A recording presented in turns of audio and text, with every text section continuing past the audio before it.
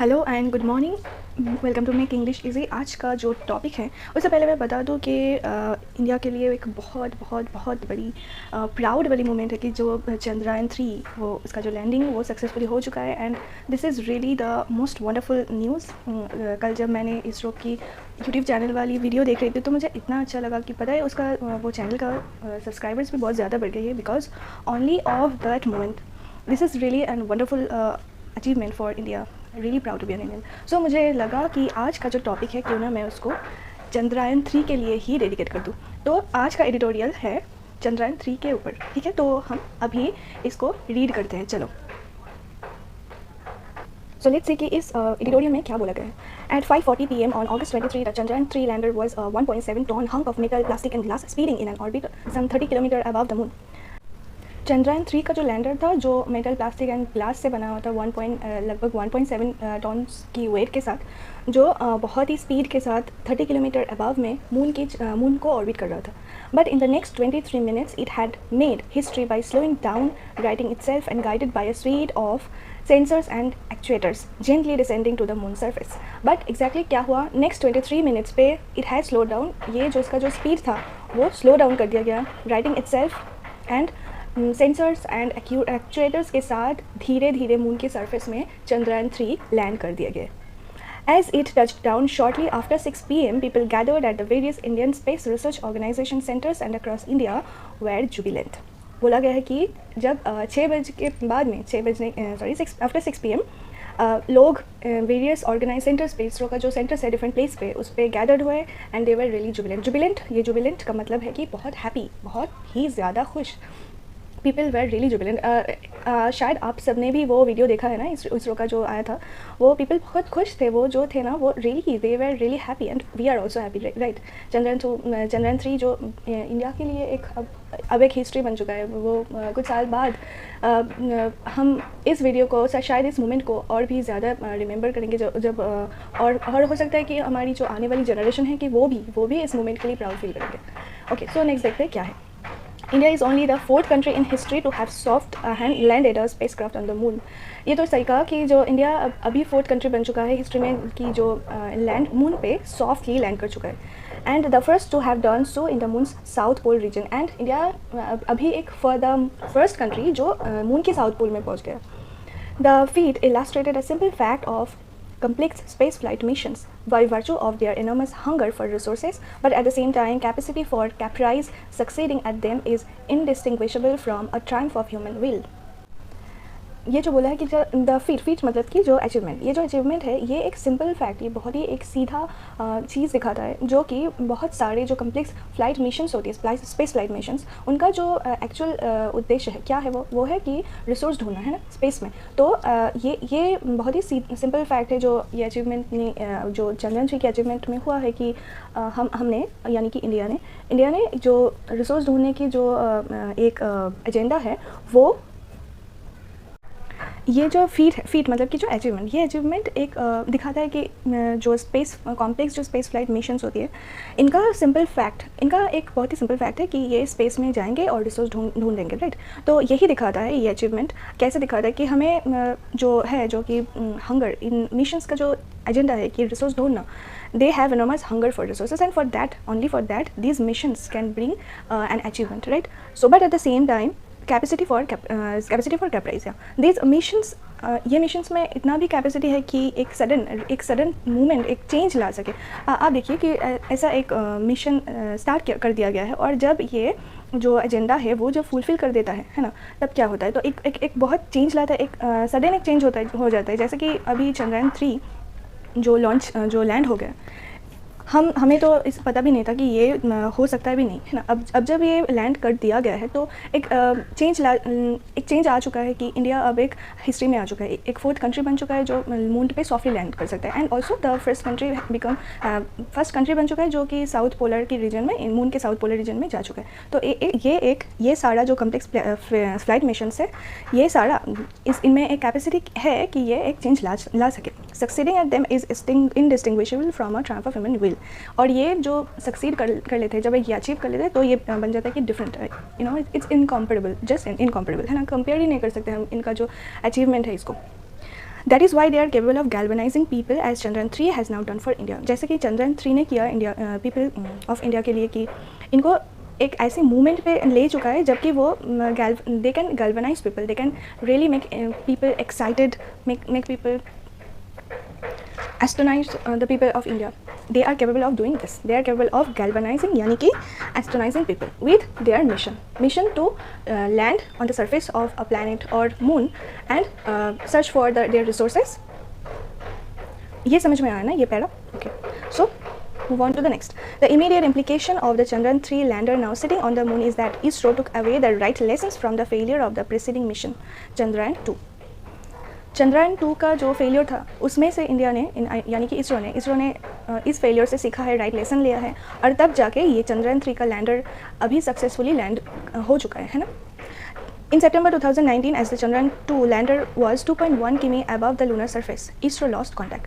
जब Chandrayaan-2 lander was launched in September 2019 तब बस जाके थोड़ी ही बस कुछ ही बस 2.1 किमी अबव के साथ ये जो कॉन्टैक्ट था वो लॉस्ट हो गया था, आपको तो पता ही होगा। Based on data transmitted by the lander until then and that from other sources including the Chandrayaan two orbiter, ISRO pieced together the distal causes of the lander's premature demise. तब से लेके एंड अदर्स जो सोर्सेज हैं इसरो के पास उससे भी जो डेटा ट्रांसमिट होता है उसके सहारे and also the Chandrayaan two orbiter उसके हेल्प से भी इसरो ने क्या किया है, इकट्ठा करने की कोशिश किया जो उस लैंडर का जो प्रीमैच्योर डिमाइस, यानी कि डिमाइस मतलब कि डेथ और कॉन्टैक्टलेस जो डिमाइस हुआ था, उस लैंडर का प्रीमैच्योर जो डिमाइस हुआ था उसकी जो रीजंस था वो इकट्ठा करने की कोशिश कर रहे थे। Experts at ISRO then modified 21 subsystems to give rise to the upgraded Chandrayaan three lander. ISRO की एक्सपर्ट्स ने क्या किया है, जो 20 प्राय ऑलमोस्ट 21 सब सिस्टम को चेंज कर दिया गया है सो दैट जो चंद्रयान-3 का जो लैंडर है उसको अपग्रेड कर सके। The lander is particularly distinguished by the redundancies built into it.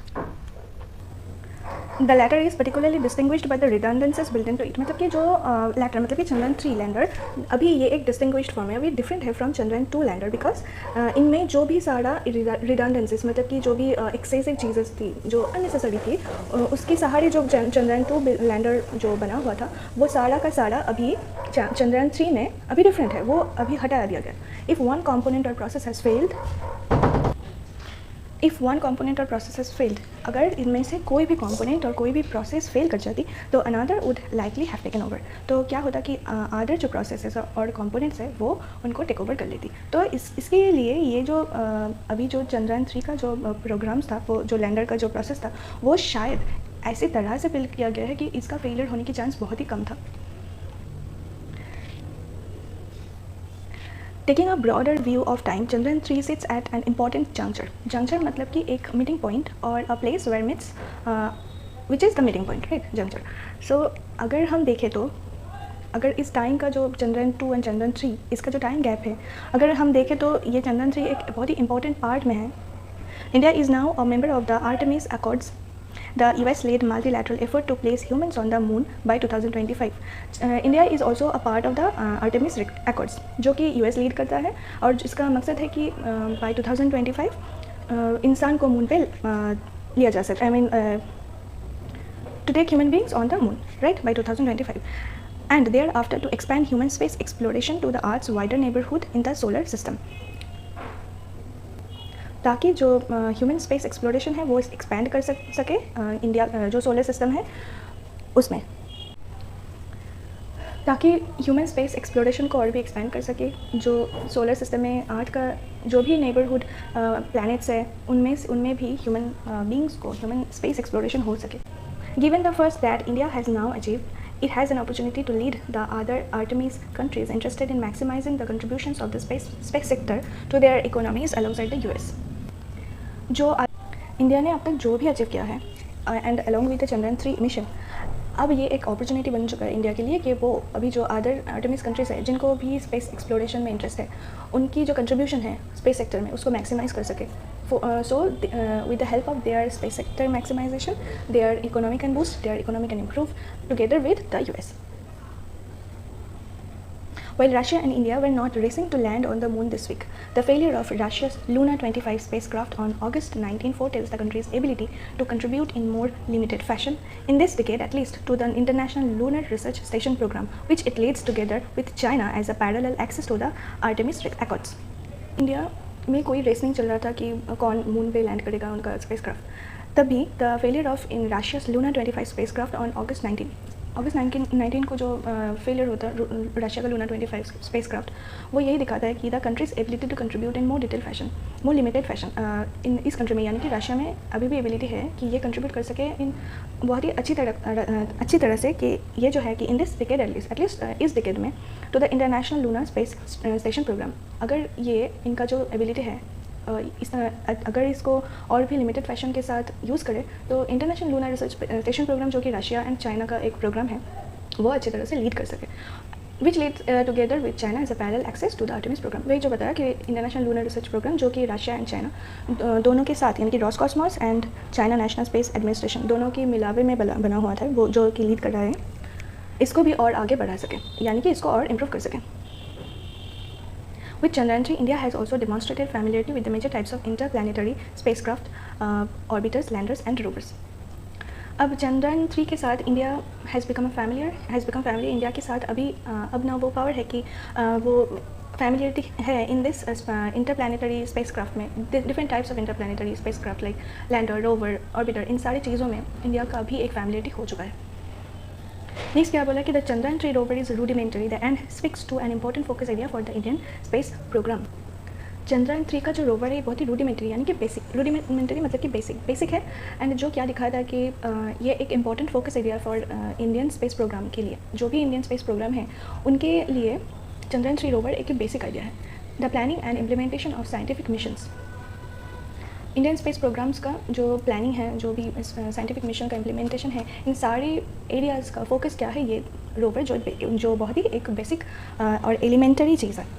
The data from Chandrayaan 3's scientific instruments will be crucial because the mission will be the first to physically, chemically and thermally characterize the soil, subsoil and air near the moon's south pole on location. जो भी data capture करे जाएंगे, यानी कि किया जाएंगे from Chandrayaan 3 का जो इंस्ट्रूमेंट है उनके सहारे, that will be very crucial, बहुत ही इंपॉर्टेंट होगा, बिकॉज ये मिशन एक तो बहुत ही क्योंकि ये मिशन तो फर्स्ट है जो कि जिसके सहारे मून का जो साउथ पोल एरिया है वहाँ की सॉइल, मिट्टी, एयर, सब सॉइल, ये इनका जो कैरेक्टरिस्टिक्स है वो physically, chemically and also thermally examine कर सके। India has some measure of technological superiority now compared to most other space-faring countries, and it should place the advantage by going to more places in the solar system and conducting stellar science. जो भी और space countries है उनके comparison में India को भी अभी एक बहुत अच्छा टेक्नोलॉजिकल सुपीरियरिटी बन गया है, जिसके सहारे इंडिया क्या कर सकता है, इसकी एडवांटेज में और भी डिफरेंट प्लेस में जा सकते हैं सोलर सिस्टम में, एंड एक स्टेलर साइंस कॉन्डक्ट कर सके। अब इंडिया में ये पावर एंड एबिलिटी आ चुका है with the Chandrayaan 3 mission. The better space-based scientific instruments currently operated by India are largely concerned with Earth observation and remote sensing. India जो भी space related scientific instrument operate करता है वो are primarily made with the purpose for earth observation and also remote sensing. Astrosat is a notable exception as the forthcoming Aditya L1 XPoSat and NISAR missions are expected to be. जो भी आने वाले mission है जैसे कि निसार है, XPoSat है, Aditya L1 है, इनका जो मिशन है इनमें से एस्ट्रोसैट एक बहुत ही नोटेबल एक्सेप्शन है, ये एक एक्सेप्शन बन चुका है। In the relatively recent past Chandrayaan 1 was scientifically well equipped whereas the Mars orbiter mission had room for improvement. It was a technology demonstrator but at the same time it did get to Mars. Chandrayaan 1 एक scientifically built and equipped spacecraft था, and whereas जो Mars orbiter mission है इसमें और भी improvement की ज़रूरत है। ऑर्बिटर मिशन है, इसको लॉन्च किया गया था 2013 5 नवंबर को इसरो के द्वारा इसे लॉन्च कर दिया गया था, and it was the first interplanetary mission of India to Mars. Okay, so ये एक टेक्नोलॉजी एग्जिबिटर था, एंड ये थ्रू दिस मिशन इंडिया ने मार्स में भी पहुंच गए। Better science results demand more investment in research, both in the public and private sector, rather than spending cuts and mission design that puts scientific outcomes before engineering thresholds and launchability. अगर अच्छा result पाना है science में, उसके लिए बहुत ज़्यादा investment, research में बहुत ज़्यादा इन्वेस्टमेंट की ज़रूरत है, और वो research investment both in public and private sector दोनों में चाहिए, रादर देन स्पेंडिंग कट्स। हालांकि स्पेस मिशन का एक्सपेंडिचर कट करने से कुछ भी नहीं होगा, इसमें और भी ज़्यादा ज़रूरी है कि हमें रिसर्च में और रिसर्च इन्वेस्टमेंट में और ज़्यादा फोकस करना होगा। एंड मिशन डिज़ाइन, ना कि मिशन डिज़ाइन को कट करने से कुछ अच्छा रिजल्ट मिलेगा। That put scientific outcomes for engineering threshold and launchability. अगर हम एक्सपेंडिचर को कट करें और मिशन डिज़ाइन को भी रिड्यूस कर दें, यानी कि मॉडिफाई कर दें, तो क्या होगा कि जो इंजीनियरिंग है, इंजीनियरिंग इसमें एक थ्रेशोल्ड आएगा, और लॉन्चेबिलिटी पे भी एक सवाल उठ के आएगा। उसके लिए क्या होगा कि रिजल्ट बहुत ज़्यादा अच्छा नहीं बनेगा।